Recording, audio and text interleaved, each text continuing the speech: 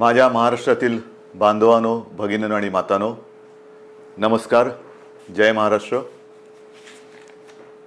साधारणतः प्रत्येक आठवड्यामध्ये आपण अशा पद्धतीने भेटतो आहोत आणि मी बोलतो आहोत असं म्हणेन, पण मीच बोलतो आणि आपण ऐकता आहात. आणि आपण नुसते ऐकत नाही आहात, तर जे मी आपल्याला सांगतो आहे ते पूर्णपणाने त्या आपल्या सरकारच्या सूचना आपण हिमतीने आणि धैर्याने पाळत आहात. साहजिकच आहे, आज मी आपल्यासमोर येण्याचं कारण, आज 31 मे. लॉकडाऊन हा शब्द आता आपल्याला अंगवळणी पडलेला आहे. कदाचित ह्या काळामध्ये जन्माला येणारी बालकं ही कदाचित आईच्या ऐवजी लॉकडाऊन बोलायला पहिली सुरुवात करतील. म्हणजेच आयुष्याची सुरुवातच लॉकडाऊनमधून होते की काय, अशी परिस्थिती आहे. आज मी आपल्यासमोर आलोय तो लॉकडाऊन शब्द हा कचऱ्याच्या टोपलीत फेकायला आलेला आहे. Mission begin again. पुन्हा एकदा आपण आपल्या आयुष्याची सुरुवात करतो आहोत. आणि आयुष्याची सुरुवात करताना लोकमान्य टिळकांचा तो किस्सा, ती आठवण ही मला आपल्याला सांगणं आवश्यक वाटतं. स्वातंत्र्याची लढाई जेव्हा सुरू होती, लढाईच होती ती, अर्थातच लढाई, मोठी लढाई. आणि लोकमान्य मंडालेच्या तुरुंगात किती वर्ष होते, कशा पद्धतीत होते, त्यांनी त्या तुरुंगात काय काय गीता रहस्य वगैरे या सगळ्या गोष्टी आपल्याला कल्पना आहे. पण सुटून आल्यानंतर त्यांना काही जणांनी विचारलं की आता पुढे काय, आणि त्यांनी सांगितलं पुनश्च हरिओम. पुनश्च हरिओम म्हणजे काय की पुन्हा एकदा आयुष्याला सुरुवात करतो आहे, लढाईला सुरुवात करतो आहे. तशीच आपली ही मिशन बिगिन अगेन, किंबहुना पुनश्च हरिओम सुरुवात करायची आता आपल्याला. ही सुरुवात करताना लॉकडाऊन करणं हा एक भाग झाला आणि सगळं हळूवार उघडणं हा दुसरा भाग झाला. म्हणजे लॉकडाऊन हे सायन्स असेल तर लॉकडाऊन उघडणं ही एक कला आहे किंवा आर्ट आहे. कसं काय उघडतोय आपण? पावसाळा तोंडावरती आहे. पावसाळा तोंडावरती आहे म्हटल्यानंतर पाऊस येऊन जातो, पडून जातो, अनेक ठिकाणी शेवाळ साचतं आणि शेवाळ समोर दिसल्यानंतर आपण आपलं पाऊल हे फार काळजीपूर्वक टाकतो. कुठे निसरडं नाही ना, कुठे घसरणार नाही ना, एकमेकाचा हात धरून चालतो, थोडासा आधार घेऊन चालतो की जेणेकरून आपलं पाऊल हे चुकता कामा नये आणि आपण घसरून पडता कामा नये. की तशीच पुढच्या आयुष्यातली पावलं ही आपल्याला अशीच तुम्हाला आणि मला, म्हणजे सरकारला आणि जनतेला, एकमेकाचा हात हातात धरून मजबूतीने टाकायचे आहेत. प्रत्येक पाऊल टाकताना कुठेही शेवाळावरती पाऊल नाही टाकत, केळीच्या सालावर पाऊल नाही टाकत. म्हणजे घाईघाई करून सटकून पडत तर नाही ना, पडणार तर नाही ना, या खबरदारीने आपल्याला पुढची वाटचाल करावी लागणार आहे. पावसाळ्याची सुरुवात म्हटल्यानंतर मी गेल्या आठवड्यामध्ये संपूर्ण आपल्या यंत्रणेची एक बैठक घेतली. त्याच्यामध्ये महसूल यंत्रणा, पोलीस यंत्रणा, आर्मी, नेव्ही, एअरफोर्स या सगळ्यांचे अधिकारी होते. आणि पाऊस म्हटल्यानंतर तुम्हाला कल्पना आहे, यावेळेचा पाऊस, त्याचा अंदाज हा सर्वत्र समाधानकारक किंवा सरासरी अथवा सरीपेक्षा थोडासा 19-20 असं सगळीकडे पडेल. म्हणजे एकूण समाधानकारक पाऊस पडेल असा अंदाज आहे. हा अंदाज आहे म्हटल्यानंतरही अनेकदा असं होतं की अचानक कुठेतरी ढगफुटी होते, पूर येतो.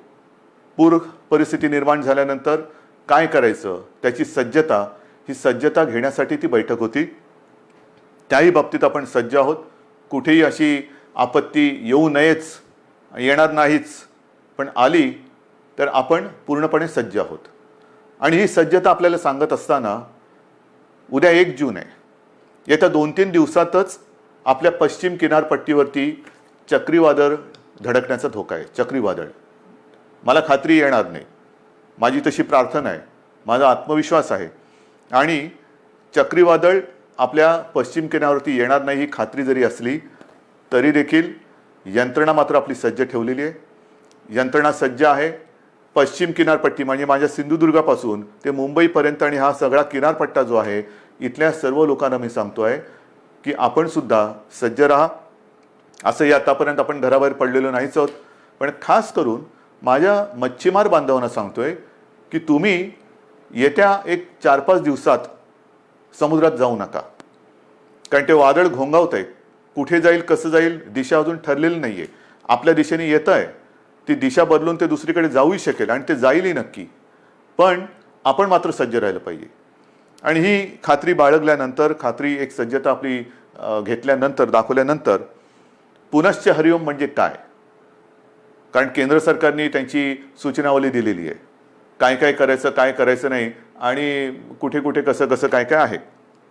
पहिल्या प्रथम मी आपल्याला सांगू इच्छितो की कोरोनासोबत जगायला शिका, कोरोनाचा मुकाबला करता करता जगायला शिका. हे आत्तापर्यंत आपल्याला सगळ्यांना सल्ले देण्यात आलेले, सगळ्यांकडनं मी पण ऐकतोय, आपणही ऐकताय. पण हे ऐकताना जे मी यापूर्वी आपल्याला सांगितलेलं आहे की बाहेर पडताना तोंडावरती मास्क हा अनिवार्य आहेच, नक्कीच आहे. तोंडावरती मास्क लावणं अत्यंत अत्यंत गरजेचं आहे. हात सतत धुत राहणं हे फार महत्त्वाचं आहे. उगाच इकडे तिकडे जाताना कारण नसताना कुठेही हात लागला आणि कंटाळा आला म्हणून मास्क काढला आणि तोंडावरती हात फिरवला, डोळ्याला हात लागला, तोंडाला हात लागला, मग 24 तास तुम्ही मास्क लावला आणि 5 सेकंद मास्क काढून तो हात न धुता तुम्ही तोंडाला लावला तर 24 तास मास्क लावण्याचा काही परिणाम होणार नाही. तुम्हाला संसर्गापासून जर का जपायचं असेल तर नुसतं मास्क लावणं नाही, तर कुठेही हात लावल्यानंतर किंबहुना तोंडाला हात लावू नका, चेहऱ्याला हात लावू नका. हा पहिला नियम, हा पुढचे काही काळ किंबहुना पुढच्या आयुष्यात आपल्याला अत्यंत काटेकोरपणाने पाळावंच लागणार आहे. बाहेर पडताना सुद्धा आपण टप्प्याटप्प्याने पडतो आहोत. अनेक जणांना घाई झालेली आहे, मला कल्पना आहे. आता काय झालं ना, आता उघडा ना, आता उघडा ना, उघडतो ना, हळूहळू करू ना आपण सगळ्या काही गोष्टी. ह्या सगळ्या गोष्टी इतर देश काय करतायत? काही देशांनी लॉकडाऊन केलाच नव्हता, टाळेबंदी केलीच नव्हती, त्यांची काय स्थिती आहे तेही आपण बघतो आहोत. काही जणांनी लॉकडाऊन केला, तो उठवला, उठवल्यानंतर तिकडे काय परिस्थिती निर्माण झाली तेही आपण बघतो आहोत. कालच मी एक बातमी पाहिली की एका देशाने शाळा सुरू केल्या आणि त्या पुन्हा बंद कराव्या लागल्या. म्हणजे थोडीशी उघडझाप ही सगळीकडे चाललेली आहे. मला असं वाटतं आपण उघडझाप नाही करायची. आपण एकदा जी गोष्ट आपण चालू करू ती सुरूच ठेवायची. आणि तेवढी शिस्त, तेवढा संयम हा आता गेल्या 2 महिन्यात आपल्याकडे आलेला आहे. स्वयं शिस्त म्हणा किंवा एक जिद्द म्हणा, ही आपल्या अंगी आपण आणलेली आहे. जी गोष्ट आपण ज्याची सुरुवात करू ती पुन्हा बंद करण्यासाठी नाही, अजिबात नाही. आणि म्हणून मला असं वाटतं की हा एक वादळाचा धोका आहे, तो किनारपट्टीला आहे.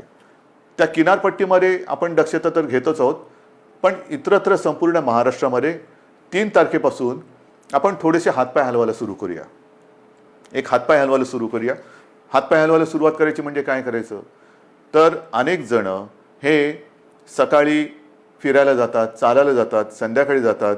काही माझी तरुण युवक मुलं ही व्यायाम करतात, आउटडोअर व्यायाम, आउटडोअर. अजूनही जिम, स्पा ह्यांना आपण चालू करायला परवानगी दिलेली नाही.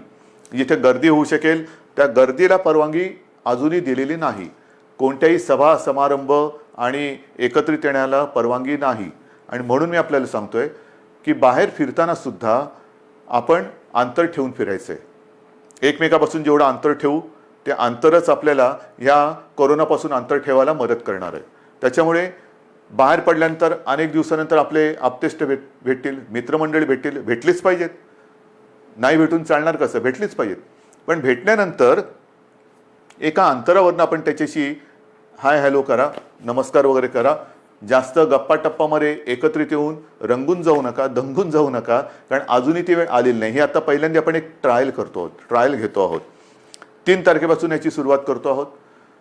5 तारखेपासून आपण असा एक निर्णय घेतोय की आजपर्यंत सगळे व्यवहार आपले ठप्प होते, सगळी दुकानं आपली हे आपण बंद ठेवली होती.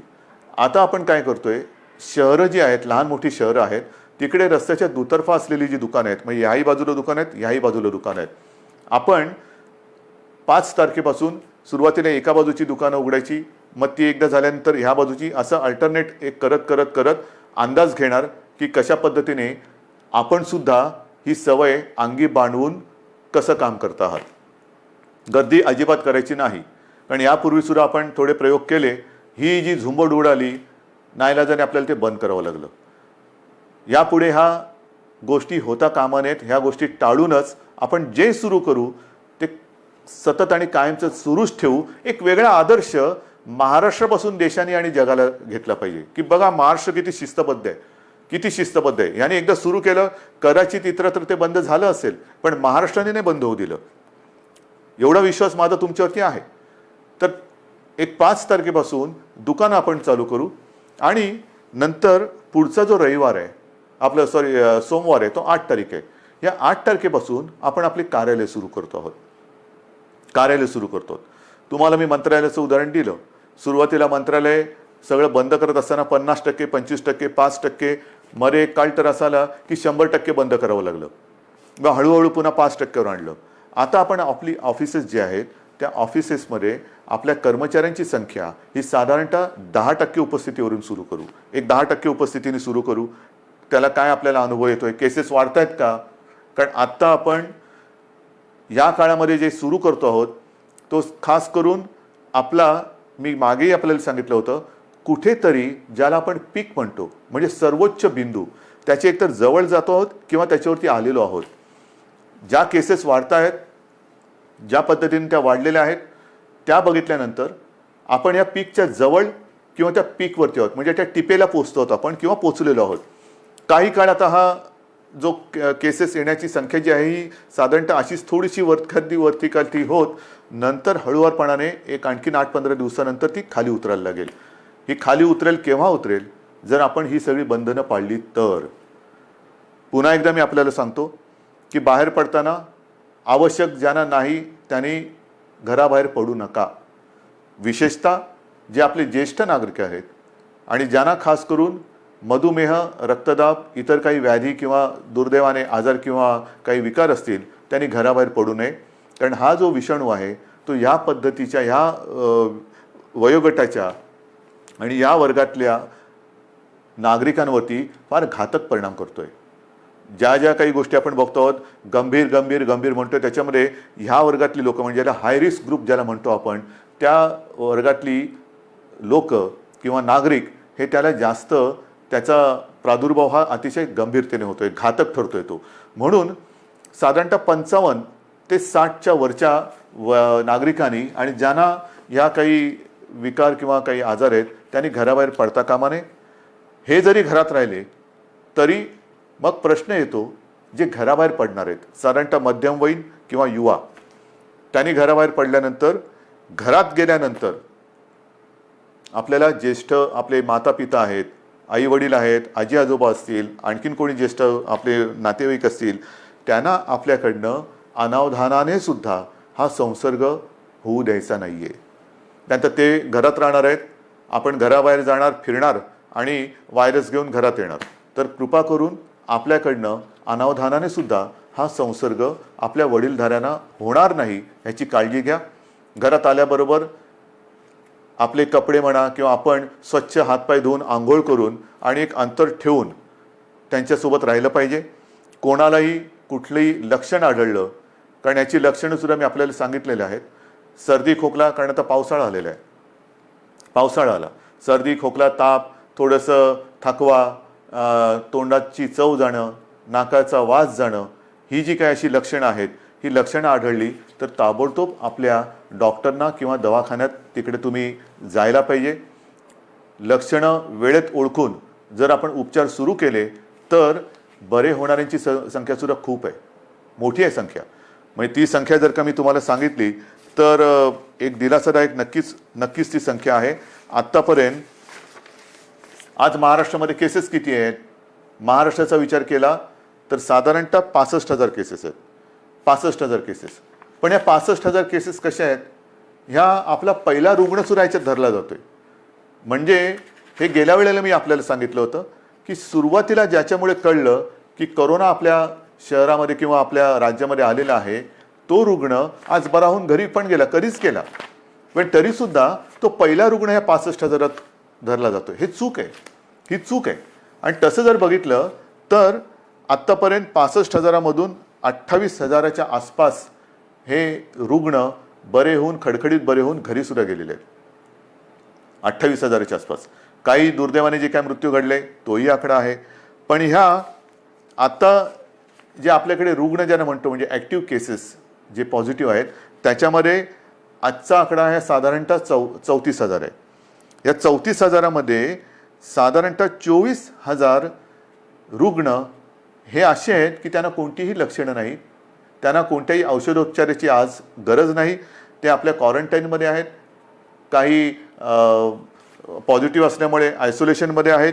पण या 24,000मध्ये सुद्धा साधारणतः मध्यम ते थोडी तीव्र अशा लक्षणाचे आपल्याकडे साधारणतः 9,500 आहेत. म्हणजे महाराष्ट्राची परिस्थिती हाताबाहेर गेली, मुंबईमध्ये सगळी वातात लागलेली आहे, लष्कराला बोलवा, राष्ट्रपती राजवट लावा. त्यांना म्हणे हे आकडे बघा, हे आकडे बघा ना, हे आकडे बोलके आहेत. हे का आपण करू शकलो? 9,500 यांना साधारणतः मध्यम ते तीव्र लक्षणं आहेत आणि त्याच्यापैकी साधारणतः 1200 जण मात्र हे थोडे गंभीर आहेत. त्याच्यापैकी 200 जण हे व्हेंटिलेटरवरती आहेत. म्हणजे 65,000 जो आकडा आपण ऐकतो आहोत आणि बापरे महाराष्ट्रामध्ये काय चाललंय, मुंबईमध्ये काय चाललंय, काय सरकार काय काम करते की नाही आहे, तर 65,000 आकड्यामध्ये 28,000 घरी गेलेले आहेत आणि अतिगंभीर जर म्हटले तर 200 रुग्ण हे व्हेंटिलेटरवरती आहेत. आता व्हेंटिलेटरवरती सुद्धा जे आहेत यापैकी सुद्धा काही जण हे म्हणजे आत्ताचे नाहीत, आत्तापर्यंतच्या 65,000 मी बोलतोय, यापैकी काही जण व्हेंटिलेटरवरनं सुद्धा व्यवस्थित बरे होऊन घरी गेलेले आहेत. ही वस्तुस्थिती आहे. आणि म्हणून मला आजही असं वाटतं की जे काही आपल्याबद्दलचं एक चित्र किंवा महाराष्ट्राला बदनाम करण्याचं कारस्थान दुर्दैवाने काही आपली म्हणणारी माणसं करतात तेव्हा दुःख होतं. पण हे जरी खरं असलं तरी एका गोष्टीचं मला नक्कीच समाधान आहे की आपला विश्वास जो सरकारवरती आहे त्याच्यामुळेच सरकार हे काम करू शकतोय. आता जसं मी तुम्हाला दुकानांचं सांगितलं, मैदानाचं सांगितलं, ऑफिसचं सांगितलं, तसंच पुढच्या रविवारपासून आपण वृत्तपत्रसुद्धा घरपोच द्यायला परवानगी देतो आहोत. कारण आपली वृत्तपत्र वाचण्याची सवयच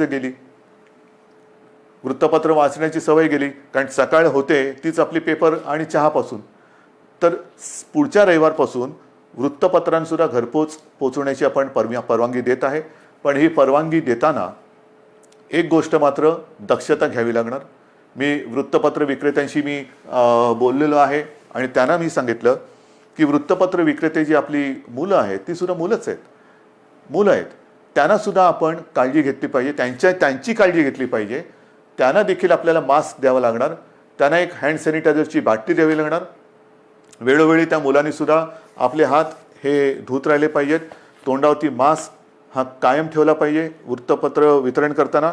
आणि अशा पद्धतीने वृत्तपत्रसुद्धा वितरण करण्याची परवानगी आपण पुढच्या रविवारपासून देत आहोत. मैदानाची परवानगी मी तुम्हाला सांगितलेली आहे.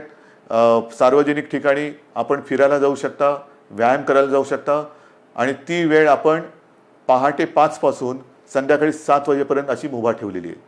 पहाटे 5 म्हणजे ज्यांना आपण मॉर्निंग वॉक जो म्हणतो, ज्यांची सवय आहे लवकर उठून फिरायला जायचं, आपण पुन्हा एकदा सकाळी 5 वाजल्यापासून पहाटे 5 वाजल्यापासून संध्याकाळी 7 वाजेपर्यंत या सगळ्या सार्वजनिक स्थळांचा म्हणजे मैदानं असतील, सी फेस आहे आपला, इतर ग्रामीण भागातल्या काही गोष्टी असतील, तलाव आहेत, कुठेही इकडे या पहाटे 5 ते संध्याकाळी 7 वाजेपर्यंत आपण निश्चित निसर्गाच्या सान्निध्यात जाऊ शकता, फिरू शकता, मैदानी व्यायाम करू शकता.